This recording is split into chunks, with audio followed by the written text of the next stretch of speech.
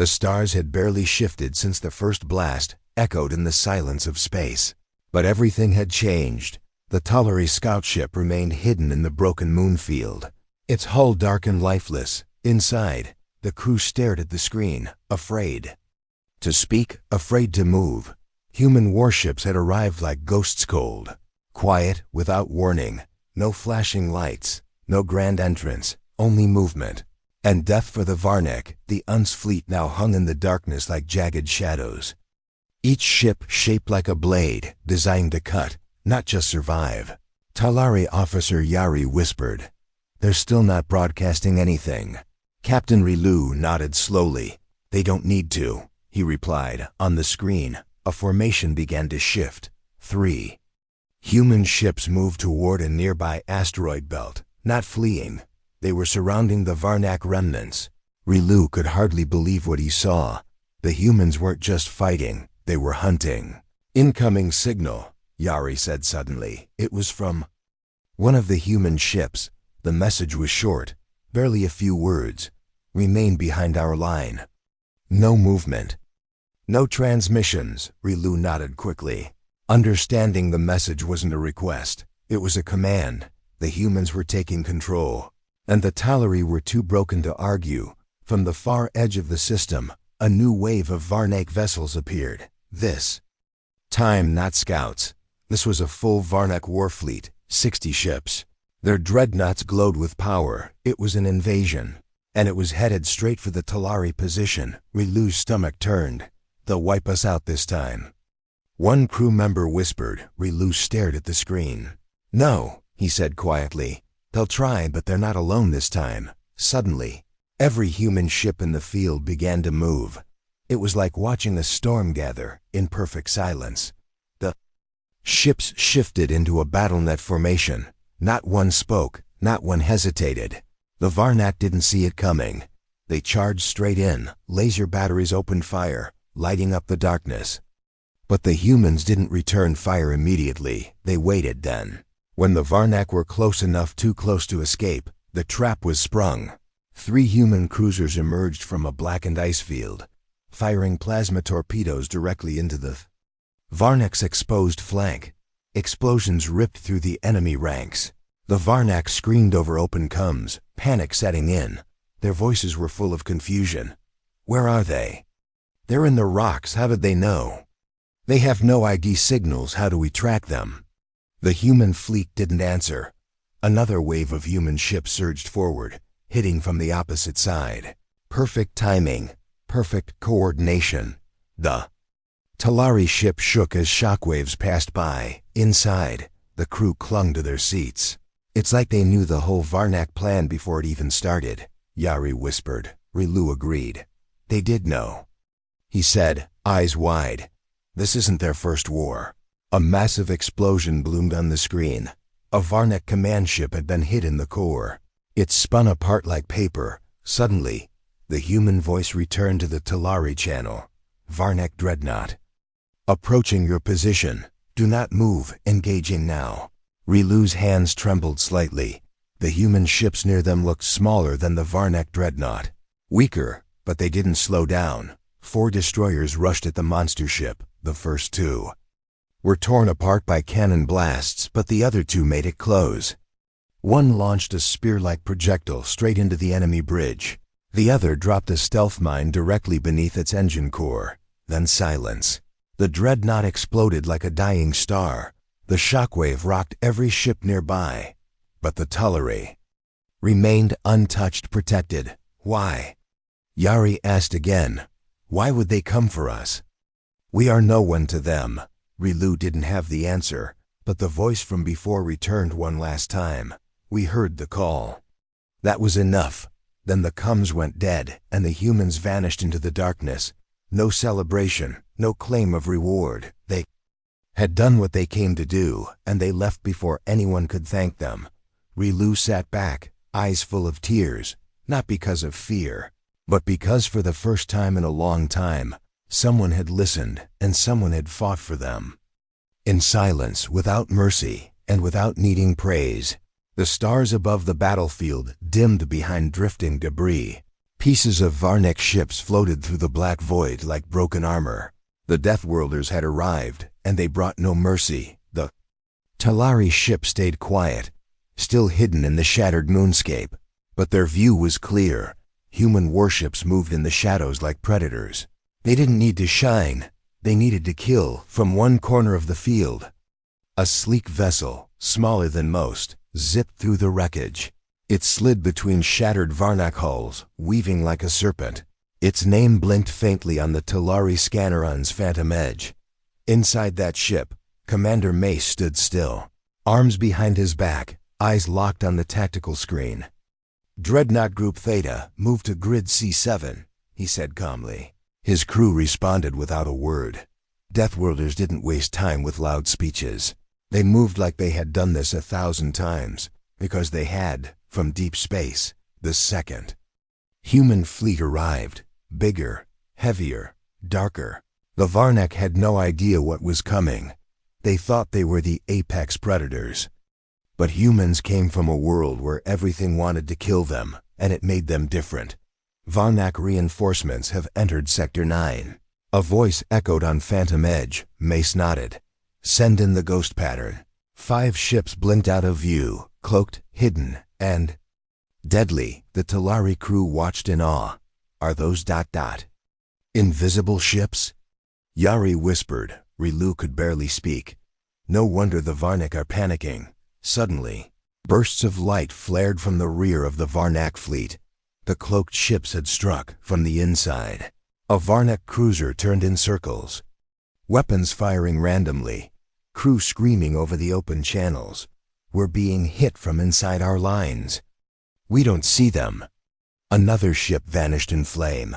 The Deathworlders gave no warning, no offer of surrender, only destruction. Meanwhile, the main human fleet held formation like a wall of steel, every cannon, every railgun aimed and waiting. When the Varnak tried to retreat, they found no path. Humans were already there. One Varnak commander shouted, "We'll pay. Just let us go."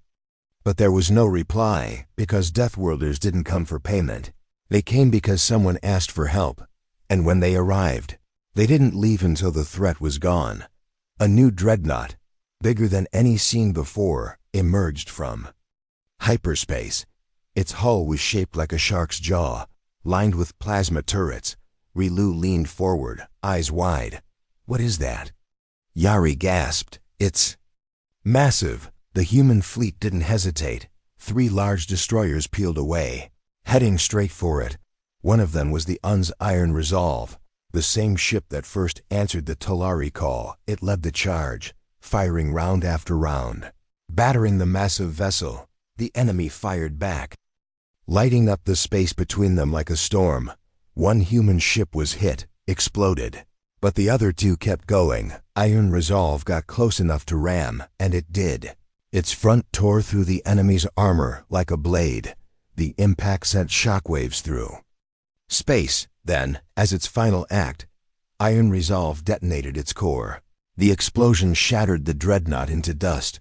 Rilu stood slowly. His voice was barely a whisper. They ... They gave everything. The Talari ship was still untouched, still safe, because the humans had taken the fire, because they had stood in the way. Across the remains of the battlefield, a last message echoed. It came from another human ship, a calm, quiet voice. To all listening, the threat has been neutralized. Your safety is ensured. We ask for no reward, only that you remember who stood for you when no one else would. Then, once again, the Deathworlders disappeared into the void like ghosts leaving behind silence and safety and legend. For the first time since the Talari broadcasted their desperate cry into the stars, someone answered with a voice. Not just weapons, not just war, but words. A soft pin echoed on the Talari bridge. Yari leaned forward, fingers trembling as she opened the channel. "This is Captain Rilu of the Talari scout vessel," she said quickly. "To the human fleet. Thank you for your assistance. Please respond if..." A voice cut in, calm, firm, human. Us Orion responding. "Message received. Do not move from current location." You are under Earth Fleet protection. Relu sat straighter in his chair. This was no rumor, no myth. Deathworlders were real, and they had spoken to him. We owe you everything, Relu said. Voice cracking. The human didn't reply. Instead, new data flooded their screen. Tactical maps, safe coordinates, reinforcement schedules. They were being folded into a human defense pattern. They're protecting us, Yari whispered. Amazed, Relu nodded. And they're not asking for anything in return. Across the battlefield, human ships were cleaning up, destroying drifting Varnak wreckage, recovering their own dead, and then something strange happened. One of the human cruisers, the Unsol Grave, slowly approached the Talari ship. Relu watched nervously. Then the human voice returned, preparing for boarding. Human medical and engineering team inbound. Stand by, Yari gasped. They single quotes coming aboard. Relu stood and straightened his uniform. Let them in, he said. The docking clamps engaged with a dull thud. A hiss of air, and the doors opened. 5 humans stepped aboard. 2 wore armored suits. 3 carried medkits and scanners. The lead removed her helmet. A woman, young, sharp eyes. But her face was calm, not angry, not proud. Just focused, Lieutenant Hart, UN's Medical, she said. We're here to treat injuries, assess your systems, and ensure you survive long enough to reach safe space. Relu blinked. You're helping us directly, personally? Hart nodded. That's what we do, Captain. You called. We answered, simple, efficient, no drama, within minutes. The humans were checking vitals, patching wounds, reinforcing damaged hull sections. One of the engineers even repaired a cracked power relay the Talari had abandoned days ago. They work so fast, Yari whispered. Watching the team, Relu didn't reply. He was watching something else. From the observation port, he saw a Varnak shuttle drifting. It was damaged, but alive. A faint signal blinked survivors. Before he could react, a beam of light hit the shuttle. The human warship above had fired. No warning. The shuttle vanished in an instant. Yari covered her mouth. It was trying to flee. The Deathworlders don't leave threats behind, Relu said softly. Hart glanced over, hearing him. That's right, she said. You were civilians. They targeted you. That means no mercy. Another human soldier stepped forward. We have orders to escort you to the nearest outpost. We'll transfer coordinates now. Relu nodded slowly. May I speak with your captain? The one who responded to our call? Hart hesitated, then looked down. Captain Mace of the UN's Phantom Edge was lost during the ramming operation. His ship saved. Your position, Relu's breath caught. He died ... For us. Hart didn't smile, but her voice was steady. He died doing his duty. That's what matters to us. Silence fell over the bridge. The humans moved efficiently. Quietly, they didn't need thanks. They didn't ask for stories. They had seen too many battles, too many dead. When their tasks were complete, Hart stood by. The door will stay in formation until you're docked safely. If anything moves near you, we'll burn it down. Relu stepped forward. Why? Why do you help strangers? What do you get from this? Hart paused for the first time, then said, Because we were alone once too. And someone didn't come, and with that, she turned and left. The humans vanished into the corridor, and the Talari ship, broken but safe, drifted in silence. Relu stared out at the wreckage and whispered, We won't forget. And across the stars, the word began to spread, not just of war, but of a voice. One that answered, one that acted, and when it spoke, it said only what needed to be said. And the last words of that battle were not threats. They were a promise: you will be protected. You will be remembered, and you will never be alone again. Darkness stretched across the battlefield like a heavy shroud. The silence was broken only by the distant hum of warship engines and the sharp crackle of energy weapons firing. The Varnak fleet had regrouped, battered but not broken. They were furious, their pride wounded, their plans shattered, but the Deathworlders showed no mercy.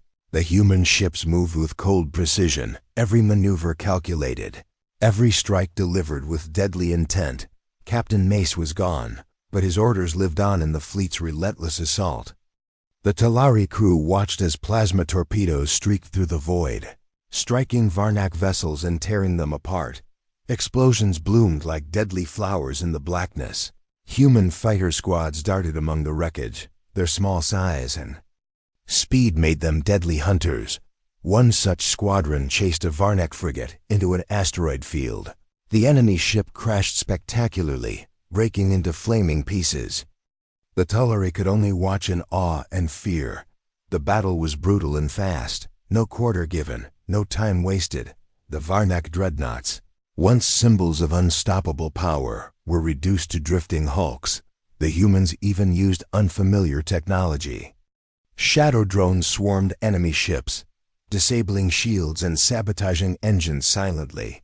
The Varnak struggled to fight back, but their weapons were outmatched, their tactics too predictable.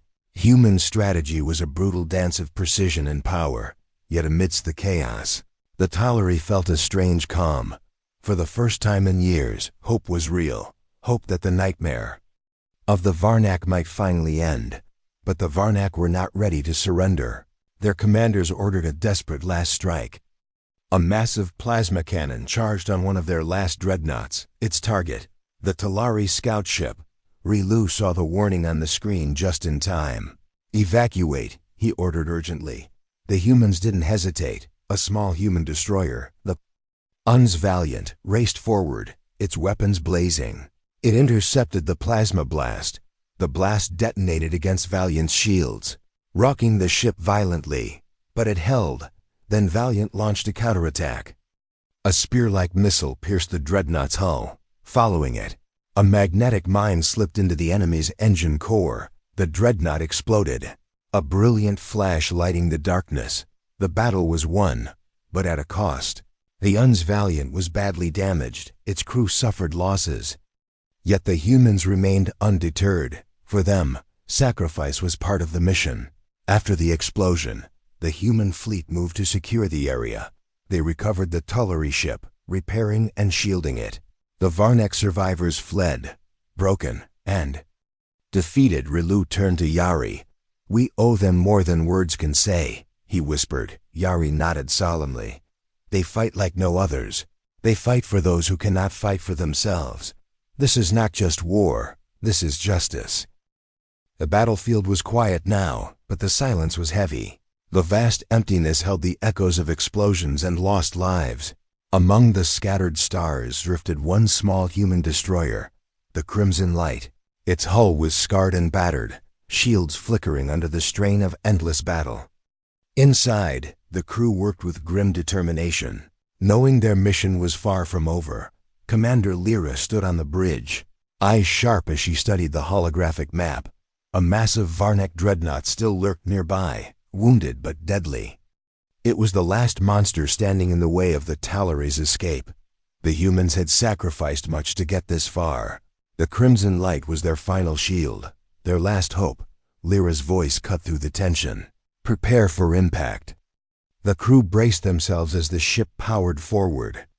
Weapons blazing, the dreadnought's plasma cannons fired, lighting the void with deadly bursts. The Crimson Light dodged and weaved through the storm of fire. Its engines groaned. Pushed to their limits, Lyra's heart pounded, but her face stayed calm. "This is for the Talari. And for those who cannot fight," she whispered. The destroyer slammed into the dreadnought's side like a hammer striking steel. Alarms blared as the hull buckled and twisted. Explosions rocked the ship from inside and out. Yet the Crimson Light held. Its crew launched a pulse bomb deep into the enemy's core. Seconds later, the dreadnought exploded in a blinding flash. Pieces of metal and fire scattered across space. The victory was theirs, but the cost was clear. The Crimson Light was failing. Systems shutting down one by one. Lyra's voice was steady. "All crew, prepare to evacuate." Escape pods jettisoned into the dark, carrying the brave survivors. Away from the Talari ship, Rilu and Yari watched in awe and sorrow. They knew the price paid for their lives. They gave everything, Yari whispered. Tears shining in her eyes, Rilu nodded, voice thick. They fought like heroes, not just soldiers. The silence after the battle was deep, yet it carried a new kind of hope. The Deathworlders didn't come for glory, they came to protect. And they would never forget those who sacrificed so much, far across the galaxy. News of the Crimson Light spread. Stories told of a tiny ship that faced a giant and won. A symbol of courage and mercy in a ruthless universe. And in the hearts of the Talari, a promise was born. To honor those who fought and died for them, and to stand strong when darkness returned. The legacy of the Crimson Light would live forever, a beacon shining in the cold void, guiding the lost, inspiring the brave, and reminding all, mercy is earned by those who dare to show no mercy in return. The Varnak survivors were scattered like broken shards across the battlefield. Their fleet shattered, pride crushed, and their spirit broken. But they still clung to one last desperate hope, to escape the wrath of the Deathworlders. Yet the humans showed no mercy. The Deathworlders did not hunt for sport or glory. They hunted to end threats forever. From the shadows, human warships moved like silent hunters, sweeping through the wreckage, destroying every sign of the Varnak menace. The Talari watched in awe as one by one, the remaining Varnak ships were torn apart. No surrender was accepted, no prisoners taken. Their weapons fired relentlessly.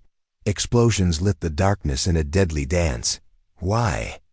Whispered Yari, eyes wide with disbelief. Why show no mercy? Rilu's voice was low and firm. Because if the Varnak lived, they would come back. And the humans knew this truth better than anyone. They came from a world where mercy often meant death.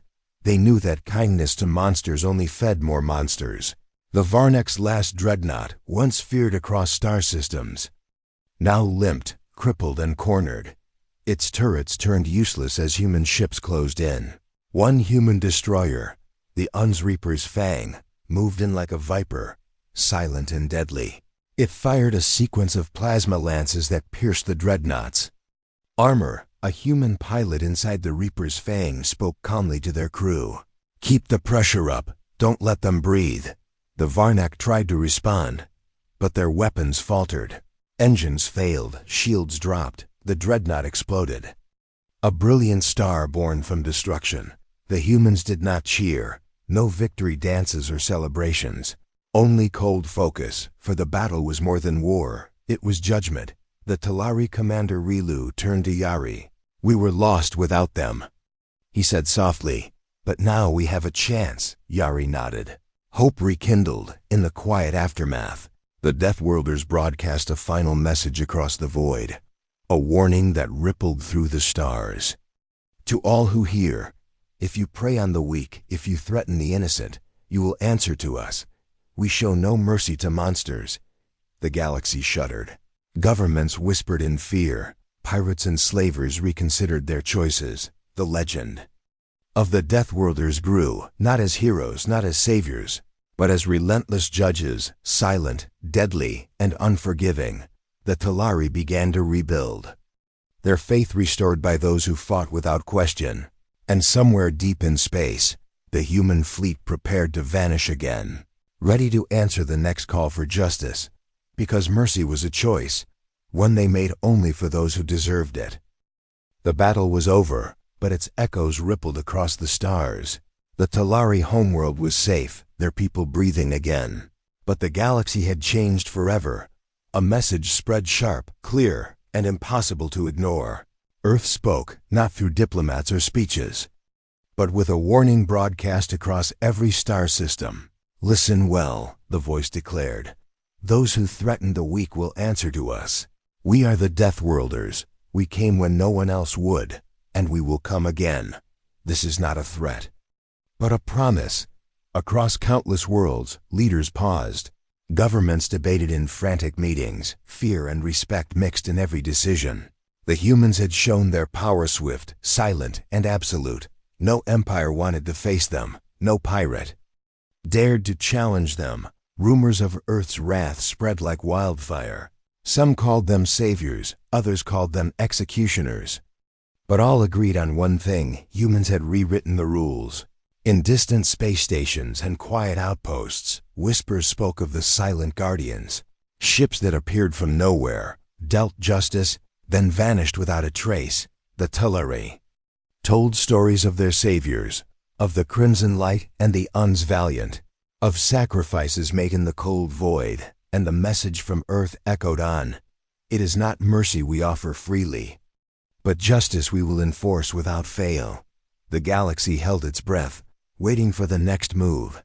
Some prepared alliances, hoping to gain favor, others hid in shadows, fearing retribution. Among all this, Earth's fleet disappeared once more. Into the dark, invisible watchers ready to strike when needed. Rilu looked up at the stars, his heart heavy but hopeful. They protect us now, not for reward, but because they choose to. Yari smiled softly. Maybe someday we will be ready to stand beside them. The Deathworlders had arrived, not as conquerors, not as heroes, but as a force of reckoning. And their message was clear. Justice was coming, for those who had none. The galaxy would never forget the promise made by Earth. A promise that carried the weight of the stars and the cold, unyielding will of the Deathworlders. The battle had faded into legend, but its echoes lived on across the dark stretches of space. The stars seemed quieter now, but a new sound had begun. A whisper. Stories of the Deathworlders traveled faster than light. A whispered warning. A shadow in the void. On a remote Talari moon, a memorial stood beneath the twin suns. It was simple, just a circle of stones and shining metal. Plates etched with names. The crew of the Crimson Light were remembered here, their sacrifice honored by a grateful people. Rilu stood before the monument, silent, his thoughts heavy with loss and gratitude. Yari placed a hand on his shoulder. "We owe them everything," she said softly. Beyond the memorial, stars flickered coldly, but somewhere far away, human ships sailed silently, invisible guardians watching and waiting. Pirates vanished without warning. Slave traders disappeared in the night. The galaxy learned a new fear. One born not from violence alone, but from a promise kept. A promise that justice would come, even in the darkest corners. Rilu watched the skies and whispered a prayer. For those who gave their lives, and for those who still watch, and across the infinite void. The Deathworlders kept their vigil, silent, unyielding, waiting for the next call, the next cry for help, because mercy was a gift only given when earned. And in the cold, endless dark of space, the Deathworlders were the last hope, the final shield, and the cold truth that monsters feared most. They were coming, always coming, and no one would ever stand against them without paying the price. The galaxy slowly began to breathe again. The stars no longer seemed quite so cold. The Talari were rebuilding their shattered world. Their cities rose from ruins, shining bright under twin suns. But the memory of war lingered like a shadow. The Deathworlders had left a mark deeper than any battle scar. Rilu stood on the highest tower, looking out at the horizon. Hope mixed with cautious fear in his heart. Beside him, Yari smiled, her eyes reflecting the dawn. "We survived because they chose to fight for us," she said softly. "But the galaxy is still full of danger," Rilu replied. "Monsters don't vanish overnight." Across space, Earth's fleet remained unseen but always watching, their presence a silent promise and a warning. New alliances formed cautiously. Alien races reached out with both hope and suspicion. The galaxy was changing, and no one knew what the future held. But one truth was clear: the Deathworlders had arrived to stay, not as conquerors, but as guardians. Protectors of those who could not protect themselves. And in the quiet moments between wars, Rilu whispered a prayer of thanks, for mercy, for justice, and for the warriors who never asked for glory. Because sometimes, the greatest battles were fought in silence. And the strongest heroes were those who simply refused to give up. The new dawn was here, and with it, a fragile hope that the galaxy could be free. If only the Deathworlders chose to keep watching, always watching. guarding the stars in the cold, endless dark.